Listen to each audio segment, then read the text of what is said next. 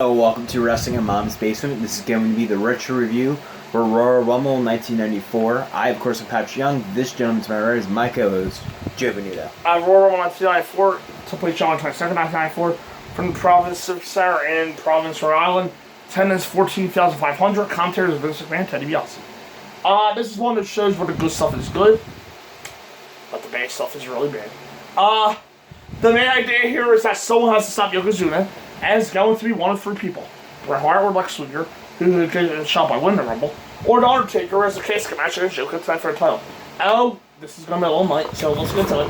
Mrs. on commentary here, and just to do his carnival barker stuff, the guy knows how to make a show sound exciting. The Ultimate Warrior. DiBiase comes out to do commentary with McMahon, having to retire late in 1993 due to a bunch of injuries. We kick on with Tatanka, my favorite Native American, versus Bam Bam Bigelow. Native American Tatanka. Right. Bigelow is in the Big Border's spot, because Border broke his ankle. So at least the match quality went up. Bigelow pounds on Tatanka to start, and drop kicks him in the corner. Tatanka literally bounces off of Bigelow. Come out with a chop to take Bigelow down, and DDT puts Bam Bam down. But Tatanka goes up for a crossbody, misses Bigelow by a mile. It was a really hot start to the match. Bigelow crushes Tatanka in the corner with a splash that things slow down somewhat.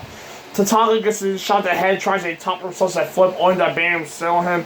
When all still no guy. Off to the beer hall for about 2 minutes before Bigelow drops him with a shoulder block. Tatanka starts his warpath thing. So Bam Bam decks him in the head with an Enziguri, dropping him. The moonsault misses down. Tatanka goes up again. This time hitting the crossbody for the pin. Yeah, I thought this match was actually better than I thought it was going to be. Although it was just still there, it actually did get the crowd going a little bit. Yeah, it was a shockingly hot opener here. And if you cut the beer hug in half or so, it's a really solid match. They stuck to the formula really well here, but the match is good as a result. This is one of the most surprises in wrestling. On paper, this sounded horrible, but it turned out to be a pretty nice match. A good opener. I gave it a C-. C+. We recapped the tag title match, which is a real instance where it's all about the challengers rather than the champions. Ella Hart was the only Hart brother eliminating the Survivor Series match against Shawn and his Vice, which took them off. Ella had been whipped to the brown apron and distracts let Shawn roll Ella on for a pin. This goes Ella to cut heel promo, told him about how he was tired of being Britt's shadow and wanted a match to escape it. Britt, of course, said no. But instead offered to team up with Ellen to get his brothers for championship.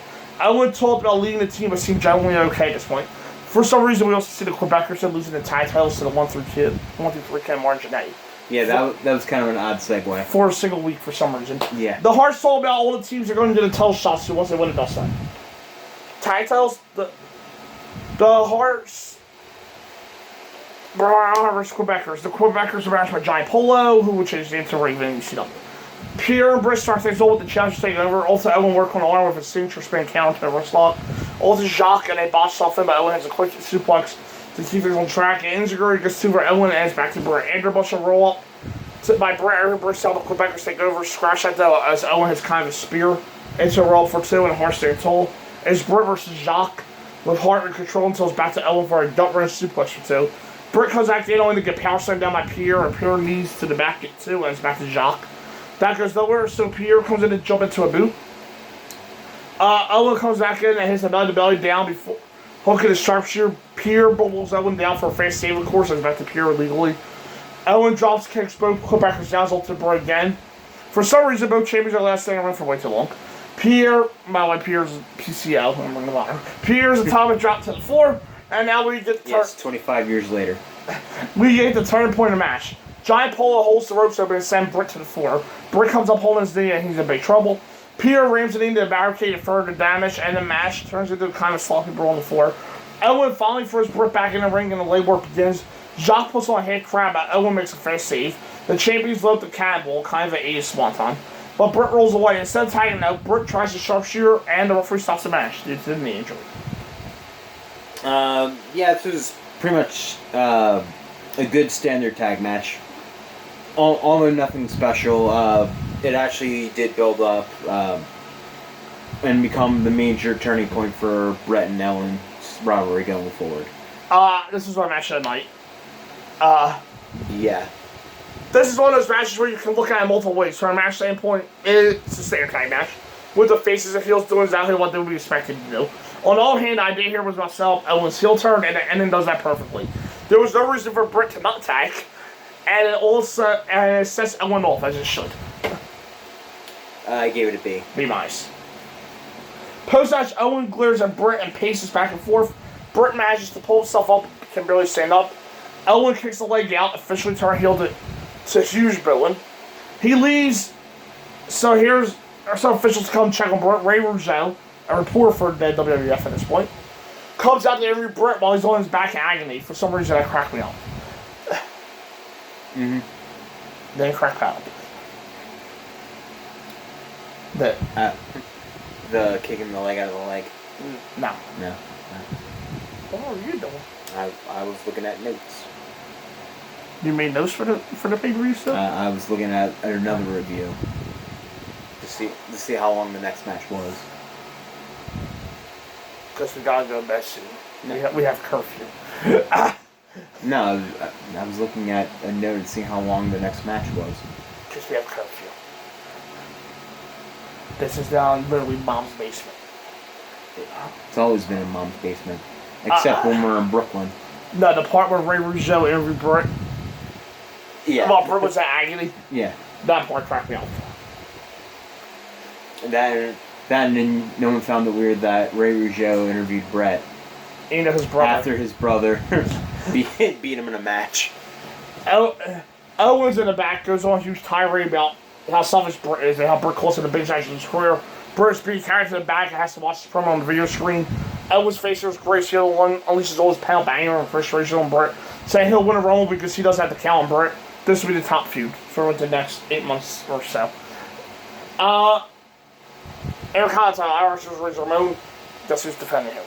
JR and Jerome wants to do commentary for this match. Irish goes on a big rant about how evil the crowd is here for not paying their taxes. You know, they have about 3 months left to final.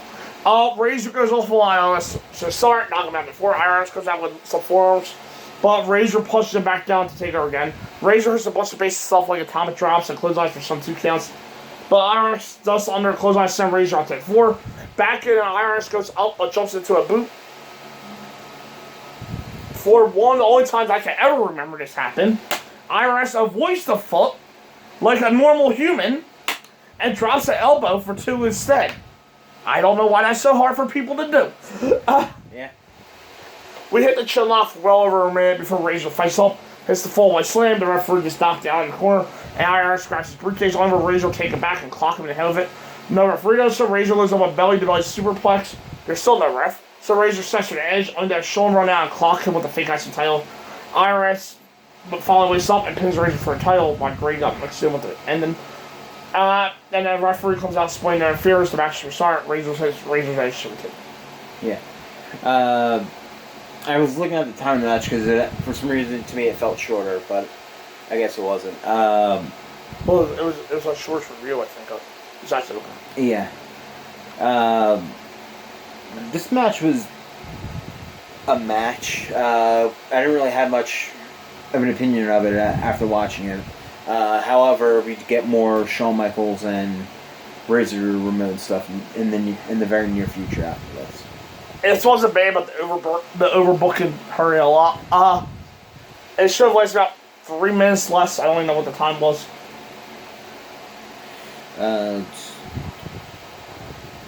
It was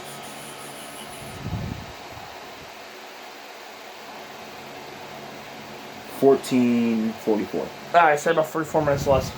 And it will be a lot better. Yeah. I gave it a D. D+. Bear and Undertaker are making a call for Yoko. We recap the World title match, which is Yoko being scared of Taker, and Taker being one of the last hopes to stop the monster. Apparently the contract was signed before Yoko and company knew it was a casket match. Taker, I believe, debuted his pop out of casket spot in this feud. Yeah. I believe. WWE World title match at the Undertaker Yokozuna. They steer each other down start. Taker fires off his uppercuts to stagger champion. A clothesline pushes Yoko down and an uppercut pushes Yoko on the floor. Taker sends his steps, but is immediately no soul, scaring Yoko again. There's old school, but the jumping clothesline misses and Yoko ducks. Why does no one else ever think of doing that? They fight over a chair on the floor, which winds up going upside Yoko's head. There's a plastic chair to the back of the chamber, but Yoko grabs some trusty salt from the blind Taker. Now, as Taker... That actually may have been real salt, too, because the powder usually you see the little flame. Yeah, all you just saw was a quick white cloud just fly pretty quickly. Yeah. Now, as Taker back in, hit with the chair, and we have back inside. And he closes up his Taker down, but he fights out of casket. Taker wins a slug out in the middle of the ring, but Yoko belly to belly suplex down. Taker pops up and grabs Yoko by the throat, hits a DT to put the chamber down again. Yoko's placed in a casket here, but here's Crush to block Taker from closing. Taker slows him down, so here's Great Kabuki and Tenaru. But Taker beats them down as well. Yoko's still out cold in the casket. Batman Bigelow comes in now as 4-1 rate. One that has to wonder why Paul Bearer doesn't go over and close the casket. But this match is going to be my most logical one. Fuji and Cornette have stolen the urn. Yoko finally gets out of the casket as Bearer beats up Fuji and Cornette. Stealing the urn back. He uses it to recharge Taker, who fights off all 4 mercenaries. Now has Atom Bomb to make it technically 8-1. While Taker fights everyone off with the salt bucket. Jeff Jarrett comes in as well, as do the Head Shrinkers. That makes it 9 wrestlers. Yoko, Crush, Kabuki, Tenaru, Bigelow, Jarrett, Samu, Fatu, and Bob against Undertaker, and he gets up. Diesel comes out, and they get Taker and Colfin, but he fights all of them off. Yoko steals the urn and hits Taker in the head of it before opening the urn. Green smoke comes out of it, and Taker's now powerless. Everyone has a bunch of moves on him as this goes on way too long. After all that, Taker's put in the coffin, and Yoko retains the title.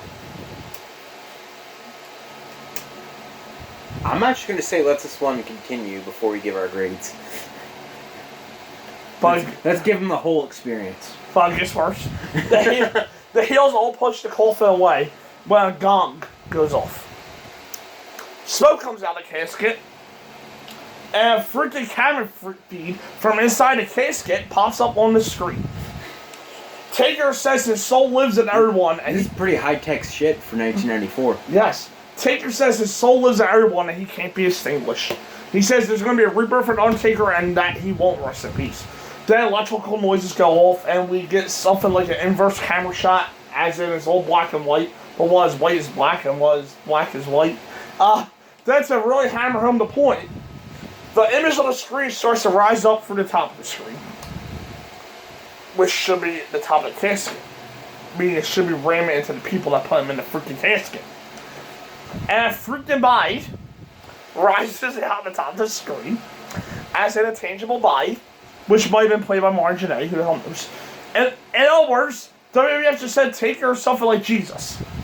Oh, one off real make sure this is stupid. You can't see it. All you can see are some quick shots of it. When flashes go off, this is one of those things that embarrasses me as a wrestling fan. Yeah, and for most part, the body that was also raising was also covered in smoke. Yes. So, the arena crowd probably couldn't see him until he got higher up.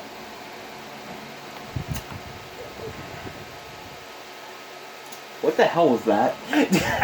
On a major wrestling... I'll tell you what that is. A very good pop party going on at Titan Towers that day. On a major wrestling show, the Undertaker just fought 10 men until green smoke was released to drain him of his power. Then he became Jesus Christ. I think I might have seen Japanese anime that made more sense than that. I don't even watch that. And the match itself, as in the one-on-one part, it might have gone about 6 minutes.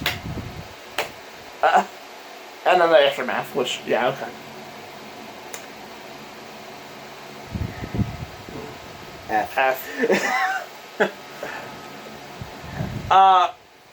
The usual Rumble interviews see sometime. Royal Rumble. Scott Steiner's number 1, Samu's number 2. Also, the intervals are every 90 seconds, right? Yes. Yeah. This year, so the entrances will come faster than ever. Sky pounds away, Steiner has a butterfly suplex, and Samu tries to angle him. He doesn't survive and kills Scott with the clothesline. Rick Steiner's number 3, Marvelous, and Samu is in big trouble. And there's some suplexes, he's out very quickly, but not before getting his head caught in the top of the rope, which is always kind of scary looking. Then it's the Battle of the Steiners. That battle literally lasts 6 seconds as Quang, Saga Vega MS, allegedly aging here, is number 4. Scott suplexes Quinn down Owen Hart's number 5 to big heel heat. The heels take Owen, and Owen actually dumps Rick out. That's one of the rare times where the constant pushing against the ropes worked. Bart does number 6, and things feel a bit. No one really does every year, so here's Diesel number 7. This is where things take up. This match is without doubt Diesel's coming out party. He beats on everyone and throws up Bart, Scott, Owen, and Quang inside 45 seconds. Bob Backlund's number 8 and immediately goes for a lead. This actually gets Diesel up against the ropes upside down, but Diesel will have done that. Who will believe these two have world title matches? Matches are going later in the year. Backlund's going quickly. Billy Gunn's number 9 doesn't even last 15 seconds. We come back to the back where Kabuki and Tenryu are destroying like a Sluger. Andrew Diesel stays around, but he has to throw out Virgil's number 10 in about 30 seconds. Calls it DiBiase, laugh loudly, and gets some good verbal jabs. Note that the fans are loudly chanting for Diesel here, by the way, who had never gotten a reaction until this point. Yeah. It was also like the first time like a big monster was like eliminating everybody one by one. Yeah. This is where that started in the Royal Rumble. Yeah. No one's been able to say to Diesel all so far. Number 11 is Randy Savage. That should be better chance, I think. Savage goes right for him, pounds away to the big man in the corner before peppering him with jabs. He has Diesel in trouble, but Jeff Jarrett's, I'm told, to save the not yet made Daddy Cool. We hear about Jarrett won the Kentucky champion, so he'll be a famous country singer in Nashville, and people wonder why he never got over until he completely changed every female's character. Savage is thrown to the apron by Jarrett, but Randy comes back and eliminates Jeff with ease. Crush, who Savage hates at this point, is on 13. Diesel just kind of chills in the corner. Savage beats up Crush. The numbers is fine, catch up with Savage though until Crush eliminates him with ease. Doink is number 14, gets beat up as well, but not twice. Here's his big rival, Bam Bam Bigelow, number 15, and it's 3-on-1 now. Bigelow easily throws the clown out, a la like the Spike Dudley throw from ECW. Yeah. Mabel is number 16, and dang, there were some big guys in there. He goes right for Diesel and a terrifying preview of SummerSlam 95. Mabel cleans house until Sparky Plug, Bob Holly's a race car driver, and debuting here as a replacement for the 1-2-3 kid.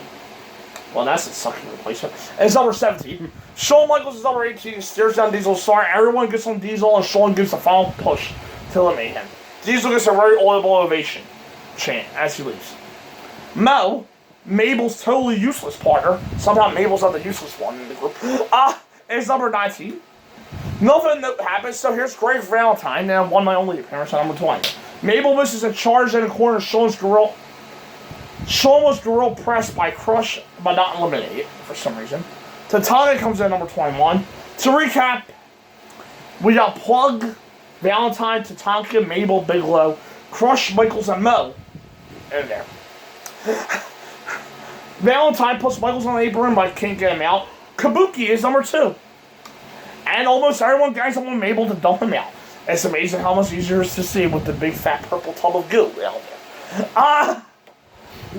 Lex Luger looking fine in that attack 15 minutes ago. And it's number 23. Yeah, he looked rejuvenated. It looked like he was actually just a younger version of himself. Yes. It looked like he was back in the narcissistic days. Yes, he did. And he cleans house. There are 10 people in the ring right now, but there goes Kabuki, the hands of Luger. Lex clothesline, Bigelow down, and here's Tenryu at number 24. Tenryu. There's way too many people in there right now. Like, seriously, do we need freaking Mo in there? Or Valentine? Those are buys you can dump out and no one will care. Luger and Tenryu go at it, and Shawn is almost dumped out. Bash and Booger is supposed to be number 25, but he's not here for some reason. Vince says it was supposed to be Bret Hart, but more on that in a bit. I believe there are 9 people in there at the moment, so Booger not coming in was a good thing. Granted, it was a good thing either way, but you get that in. Rick Martel's number... So, 29 participants in right. this one. Rick Martel's number 26, and nothing happens. For your big face pop of the match, other than Diesel, Bret Hart's number 27 and Limping Ray Bailey. Today, people will have a bandage on the knee and charge the ring because Mountain Wrestler is stupid. Like that. Fatu is number 28, and they're freaking goodness from someone out over him. A bunch of guys team up, and finally for a crush out, as Marjane is number 29. Naturally, he goes right for Shawn and punches Shawn to the apron. And Bomb is 30, giving us a ridiculous 13 final people in the Rumble. That final group is Bigelow, Sparky, Shawn, Mo, seriously, freaking Mo, Valentine, Tatanka, Luger, Tenryu, Martel, Hart, Fatu, Janae, and Bomb. Britt saves Shawn, shocking I know, to dump out Sparky, thank goodness. Britt beats on everyone as we Still need to get rid of more people. Everyone beats on everyone for a while and nothing's happened. Now we have this surprising gem on commentary that well, nothing's happened. DiBiase says the smart thing to do is to go into Bret Hart's knee. Vince though says the smart thing to do is throw people out of the ring. Did Vince just burn Ted DiBiase? This is Vince. Vince won't have many moments like that on commentary. No. Martel dumps Valentine, but is clearly dumped out by Tatanka. Lex Luger throws out Bomb, and Mo is finally put out as well. Bigelow tosses Tatanka, and Luger forearms Bam Bam out. Janae goes out as it gets us down to Luger, Hart, Fatu, Tenryu, and Sean. Tenryu rams Sean, and Fatu heads together, which on her Sean, of course. Luger and Britt put out Tenryu, and it's Britt versus Sean, duh. Luger goes for Fatu's head and gets super kicked for being stupid. The heels put Luger on an apron, but fights them both off and clotheslines Fatu into a 360. Britt dumps Fatu and Luger dumps Sean, and we're down to 2. They slug it out and Luger picks up Britt, but they both fall out at the same time, giving us a double elimination to end the Rumble.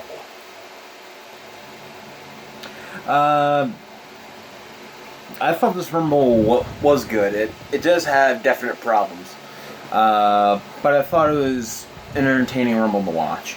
They had a lot of things in there that kept you interested.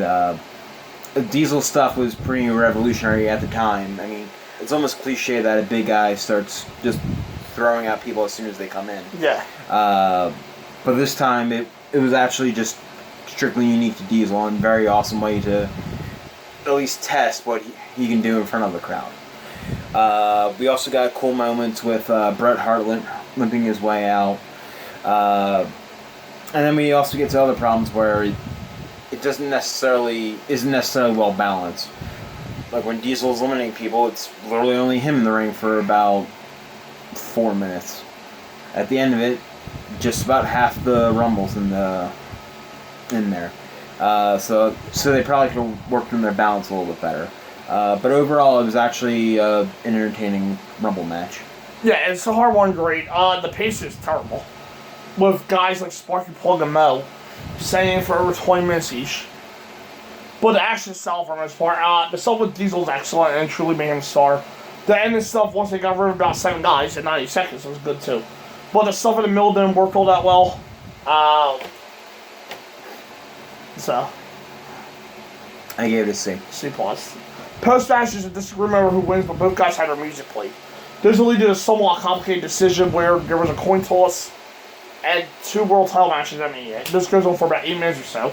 But it's just referees arguing and both guys saying, well, replays don't really show us anything either. They do a good job of making it impossible, though, to tell who won. Yeah. Unlike in 2005, when it was clear that one of them, I wanted to say Cena hit first. When they both fly over. Batista and Cena? Yeah. I want to say it was Cena that hit first. It's more clear on that one. When the botch happened. I think it was Batista hit first. Oh, okay. Because if not, they would have just said Cena Was eliminated then. And Batista would be the winner because he... But I think because of the powerbomb, Cena's feet ended up landing on Batista's back. Okay, yeah. While his feet actually hit the floor. And then the landing. Bret Luger following declared co-winners to end the show. Overall? Overall, I'm giving the show a C-. Overall, it is a watchable one, but there is a lot of baggage to unload on this one. Brent Allen versus the Quebecers being the best match. Mm-hmm. Really only match you can actually say is substantially good. The rest is awful. And then there's also moments of good peppered in there too. But overall, I think this is a subpar Rumble. Yeah, I give it the same grade, C-. Shows one more try hard come over real great. I really like the opener, and the tag match, and the Rumble were both good.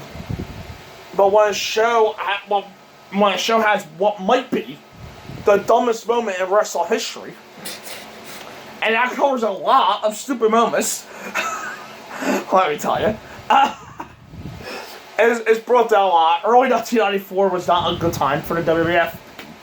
But once they finally picked Britt as their guy, things got a lot better. So now let's see what we got for the following Monday. Yes. Or Tuesday. Whatever day. The following beginning of the week.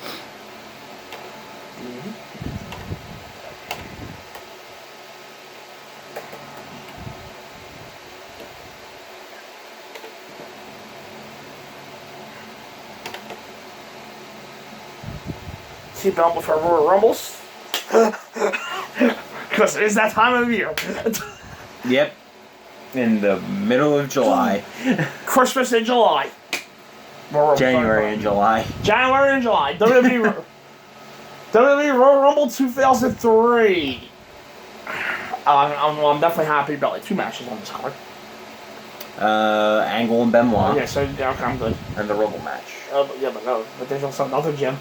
Okay. You know the other gym, not the good kind. Anyway, I'm pretty sure. Not the same reason, but yeah.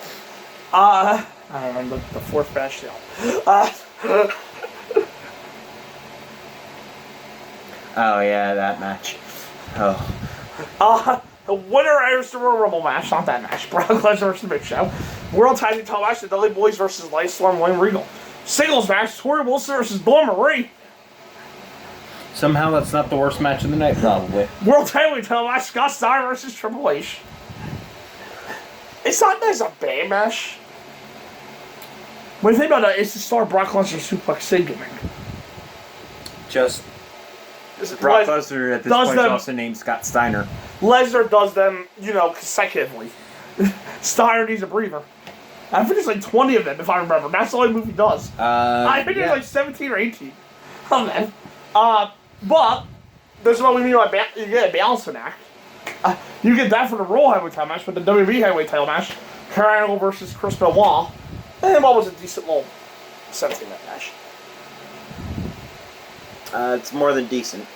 I don't know, the ratings aren't so good for that coming in. For fans, it's 9.5. They're correct. For Meltzer, it's 4 3/4. He's wrong.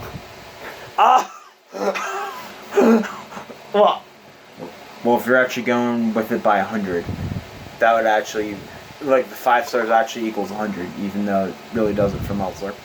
Right. So that's why. That's actually roughly in the ballpark. Yeah, he's wrong.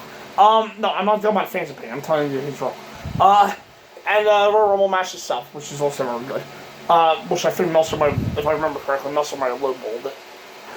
Yeah. Yeah. The fans might have a little bit lowballed it. But I'm happy. I am happy to do one of my favorite matches of all time. And while I'm on topic, I guess we might as well tell you that we would do our favorite matches of all time video the weekend of All In Out. So that'll be August 31st weekend of All Out. I repeat, August 31st, All Out weekend. All Out, NXT TakeOver UK. Because we haven't Who knows, maybe we'll throw in Japan and in England too.